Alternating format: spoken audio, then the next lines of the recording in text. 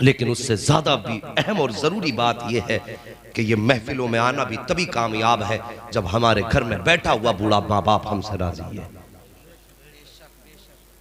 ये तो मैं पहले बता रहा हूं, जेब में मिसवाक लगाना, सर पे साफा बांध करके जुब्बा कुब्बा पहन के मस्जिद में जाके बैठ गए, एतकाफ में बैठे, एतकाफ में आके बैठ गया, देखा नहीं कि मां दर्द में घर तड़प रही है।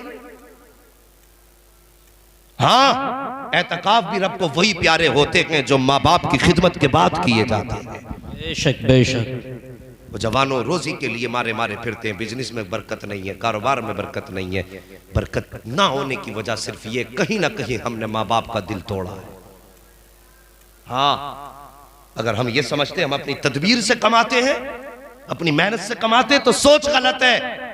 बरकत उसी के लिए घर में होती है जो खाने से पहले माँ बाप को खिलाया करता है। जरा सी 2 रुपये की कमाई हुई, बीवी ने कहा सुनो जी, अगर अभी से सब लुटाते रहोगे बच्चों के लिए क्या करोगे? समझ में आ गई बैल के एकदम, 2 ही बातें एकदम बैल के दिमाग में उतर गई कि सही कहा कि हर महीने 5000 भी बचेंगे तो 12 पंजे 60। गणित पढ़ा रही है जिसे खुद नहीं पता कि 60 लिखे कैसे जाते हैं। हाँ, वो पढ़ा रही है बैठ के 12 पंजे 60 का, 1 साल के 60,000, 2 साल के 1,20,000, 4 साल के। अरे यार मैथ तो आता है ना? कितने? 2,40,000 उंगलियों पे गिना दिए। इसकी समझ में आ गया ओ नादान, तेरी बीवी ने तुझे इतना पढ़ा दिया कि अगर घर वालों पे लुटाओगे बच्चों के गुजारे कैसे होंगे।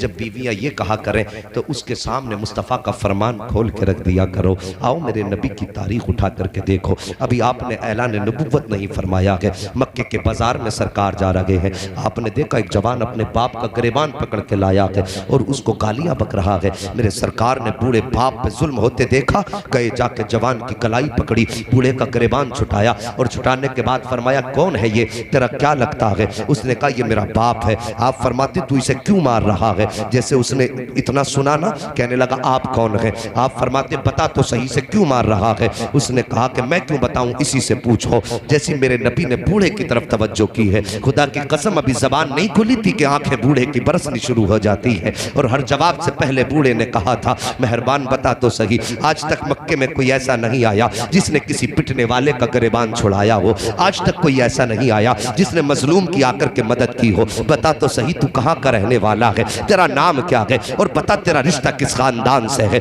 मेरे नबी फरमाते बाबा मेरा नाम न पूछ, बस इतना बता तेरा कसूर क्या है, ये तुझे क्यों मार रहा है? बूढ़े ने कहा था आने वाले, बात यह है कि जब तक मेरे पास पैसा रहा ये मेरी कमाई खाता रहा और जब कमाई खत्म हो गई है तो अब मुझसे कहता कि मैं इसके ऊपर बोझ बन गया हूँ, मेरा खांसना इसे जहर लगता है, मेरा बोलना इसे जहर लगता है और ये मुझे इसलिए बाजार में लेकर के आया है ताकि गुलामों की लाइन में खड़ा करके बेचे और उसका पैसा जाकर के ये इस्तेमाल करे। मेरे नबी ने इतना सुना है, जवान के सीने पे घूंसा मारा और इरशाद फरमाया नादान अगर अमीर बनना चाहता है तो इसे बाजार में ना भेज, अमीर बनने का मैं तुझे तार रास्ता बताता हूँ। उसने कहा कौन सा रास्ता? आका फरमाते हैं जा पूरे बाप को घर लेके चला जा, इसकी रातों दिन खिदमत किया कर, याद रख जब सारी दुनिया सो जाएगी और तू खर्राटे की नींद भर के सोएगा तू दुनिया से गाफिल होगा। रात के अंधारे में जब इस बूढ़े बाप के हाथ उठेंगे और इसकी धीमे धीमे पलकें खुलेंगी और बहकती जबान हिलेगी, इसके कांपते होठ खुलेंगे और ये हाथ उठा के कहेगा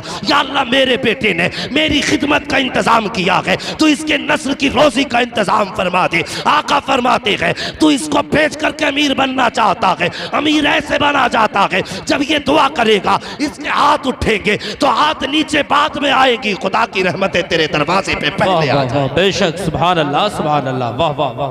अगर अमीर बनना चाहते हो और कौम की बेटियों, कौम की शहजादियों, तुम्हारे भी माँ बाप हैं, तुम भी किसी की बेटी हो, यहां आकर के किसी बेटे को बाप के खिलाफ खड़ा मत करना। तुम अपने घर में तो चाहती हो कि हमारा भाई हमारे माँ बाप का फर्माबरदार रहे और हमारा शोहर हमारा फर्माबरदार रहे।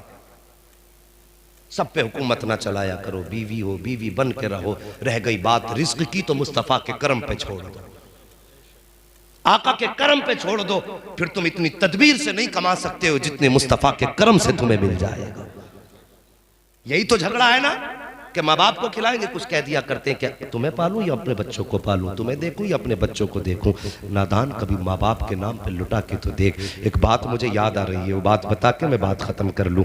एक बात याद आ रही, 3 दोस्त थे, बकरियां चराया करते थे। उनमें एक दोस्त ऐसा था जिसकी जिंदगी का मामूल था कि जब शाम को बकरियां लेकर के जाता, पहले उनका दूध दू करके अपने माँ बाप को पिलाता, उसके बाद अपने बच्चों को पिलाया करता था।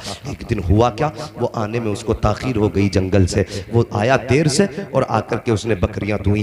बच्चे भी भूख से तड़पते रहे, बीवी भी बैठी रही दूध के इंतजार में। जब आया ना, उसने दूध निकाला बकरियों का, लेकर के प्याला माँ बाप के पास गया, सो चुके थे। जब सो गए कि सारी रात प्याला लेकर के खड़ा रहा। बहुत मुश्किल होता है सागी, बच्चे बाप के कदमों में लिपट के रोते रहे, अब्बा भूख लगी है, अब्बा भूख लगी है, अब्बा भूख लगी है। इसने कहा जब तक माँ बाप को नहीं खिलाऊंगा उस वक्त तक तुम्हें नहीं खिला सकता हूँ, पहले हक इस पे मेरे माँ बाप का है। यार सवेरा हो गया, फजर का वक्त हो गया, सुबह तक बच्चे रोते रोते बाप के कदमों में गिर के सो गए, लेकिन ये माँ बाप के इंतजार में खड़ा रहा। उठाने को इसने बेअदबी समझा है। आज साहिब हम बिस्तर पे लेटे रहते हैं, दरवाजे पे कोई आए तो कहते हैं अब्बा देखियो कौन आया है दरवाजे पे। तू इतना बड़ा नवाब हो गया, अपने बाप को हुक्म दे के कहता दरवाजे पे जाके देखो, तेरे पैरों में मेहंदी लगी है, तू उठ नहीं सकता है। तेरी ये औकात हो गई कि तू बाप से कहता दरवाजे पे जाके देख। अरे नादान, हक तो ये था कि अगर बाप दरवाजे पे भी खड़ा था, तू बिस्तर पे लेटा था, अगर कोई दरवाजे पे आया था खुद दौड़ के जाता,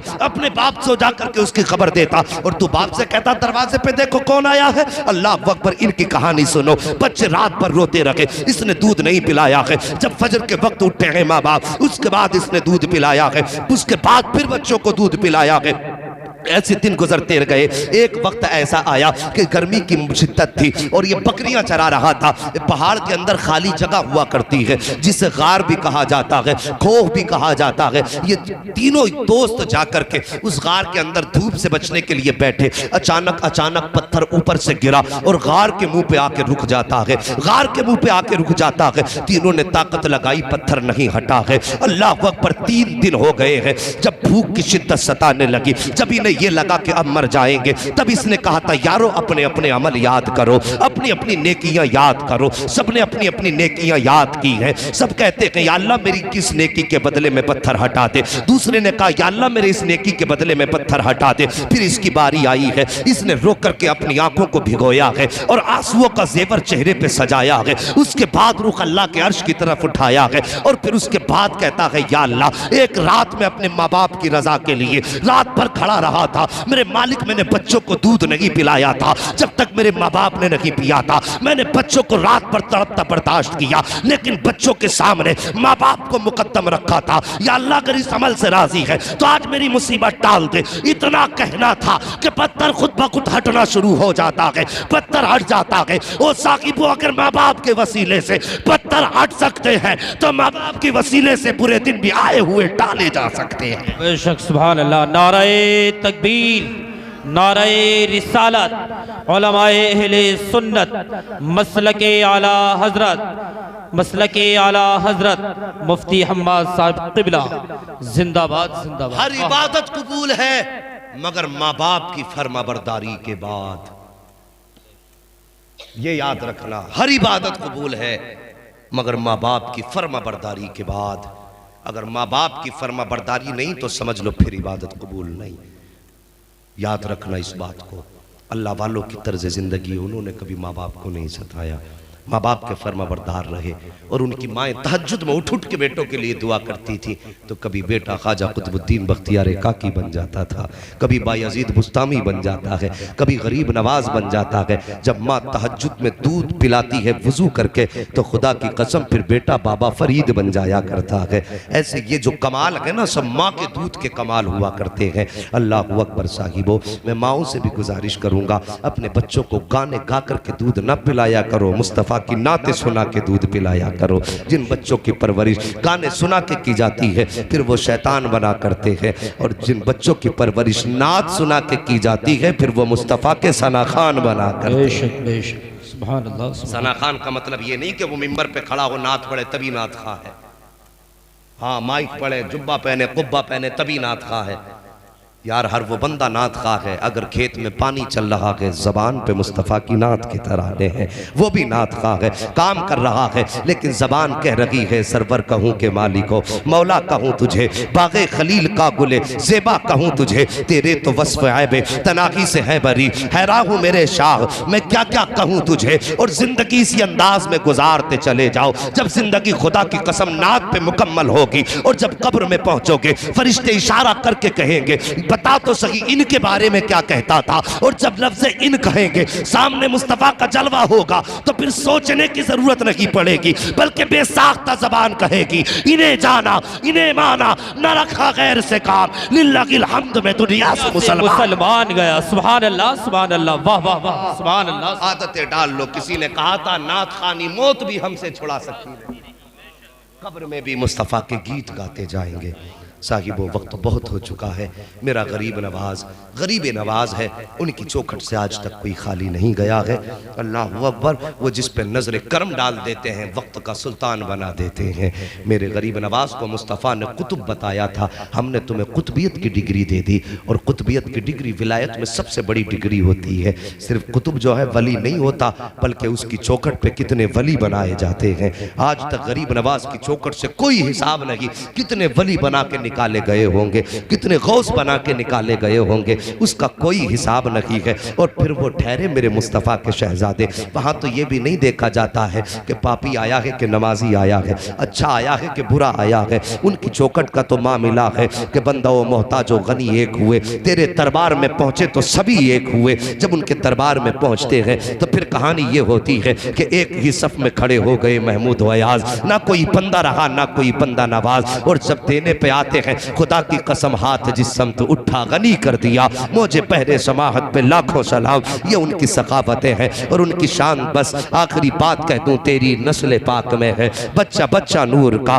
तू है ऐने नूर तेरा सब घराना नूर का। अला इन्ना औलिया अल्लाह ला खौफुन अलैहिम वला हुम यहज़नून, अल्लाह के वलियों को ना कोई खौफ है ना कोई रंज है। ये बात याद रखना, कुरान ने वार्निंग के साथ की है। क्यों नहीं है उन्हें खौफ? इसलिए कि उनकी रजा रब की रजा में है, और रब की रजा फिर उनकी रजा में है। फिर बात वही आके ठहर जाती है कि खुदी को कर बुलंद इतना कि हर तकदीर से पहले खुदा बंदे से खुद पूछे बता तेरी रजा क्या है। वाह वाह। बस भाइयों, वलियों से प्यार करो, माँ बाप की इज्जत करो। करेंगे इज्जत माँ बाप की? और जो यहाँ नहीं आए हैं ना, उन्हें पकड़ पकड़ के समझाना।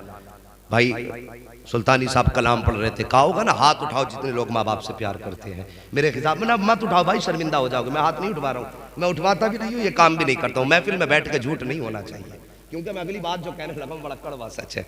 अभी हाथ उठवा लो, कितने लोग सारे उठा देंगे। और मैं पूछूं ईमानदारी से बताना, कितने लोग माँ बाप से इजाजत लेके आए हैं? तो गिनती के चंद हाथ उठे। ये है वफादारी हमारी, और ये है ज़बान और अमल हमारे। वफा का मतलब ये जवानों बच्चों, हालात दौर बड़े नाजुक हैं। जब निकला करो ना, माँ का सर पे हाथ रखवा के निकला करो, इसलिए कि मुसीबतें चारों तरफ से मुसलमानों को घेरे हुए हैं। फरमाया गया माँ बाप की दुआएं औलाद के हक में नबी की दुआ की बराबरी का दर्जा रखती है। घर से निकला करो, नसीब वाले हैं वो जिनके सर पे माँ बाप का साया है, वरना माँ बाप के जाने के बाद रोने के सिवा कुछ नहीं रहता। और रोना भी बेफायदा रहता। रोना वो अच्छा होता है जिसमें कोई आंसू पोंछने वाला हो, और माँ बाप के बाद तो फिर कोई आंसू पोंछने वाला भी नहीं होता। लोग आंसुओं का मजाक उड़ाया करते हैं। साहिबो माँ बाप हैं, इनकी कदर कर लो। घर से निकला करो, सर पे माँ बाप का हाथ रखवा के निकला करो। खुदा की कसम, नबी के फरमान की रोशनी में हमारा अकीदा ये है, जब माँ बाप की दुआ लेके निकलोगे तो जब तक दरवाजे पर वापस नहीं आ जाओगे उस वक्त तक मौत भी तुम्हारा कुछ नहीं बिगाड़ सकती है। हाँ याद रखिए, तुम्हें वक्त से पहले घर लाया जाएगा। मौत के वक्त से पहले पहले अल्लाह तुम्हें घर का दरवाज़ा दिखाएगा। माँ बाप से दुआएं लेकर के निकलो, और उनकी दुआएं हमेशा दामन में रखा करो, कभी इनसे बिगाड़ा ना करो। अमीर बनना चाहते हो, छोटा सा अमल है जो कमा के लाओ, माँ की गोद में डाल दो। माँ ये सब तेरे लिए है। यार उन्हें खाना कितना है, 1-1.5 रोटी बुढ़ापे की खुराक है। वो गोद में तेरी दौलत देखेंगी, हाथ उठा के कहेंगी या अल्लाह मेरे बेटे की रिस्क में बरकत अता फरमा। तू उसको खुश करेगा, अल्लाह तेरी 7 पुश्तों को को खुश फरमा देगा। ये राज है अमीर बनने के। बस जो हुए अगलात उनको माफ़ फरमाए रब्बे कायनात। जिंदगी ने दिया साथ तो फिर होगी मुलाकात, चमन रहा तो फूल खिलेंगे, जिंदगी रही तो फिर मिलेंगे। मुसाफिर हैं हम भी, मुसाफिर हो तुम भी, किसी मोड़ पर फिर मुलाकात होगी। फकीरान आए सदा कर चले, सदा खुश रहो ये दुआ कर चले। सारे लोग कलमा शरीफ पढ़ लीजिए, ला इलाहा इल्लल्लाहु मुहम्मदुर रसूलुल्लाह व मा अलैना इल्लल बलाग, अस्तगफिरुल्लाह रब्बी मिन कुल्लि ज़ंबिन व अतूबु इलैहि। अस्सलामु अलैकुम।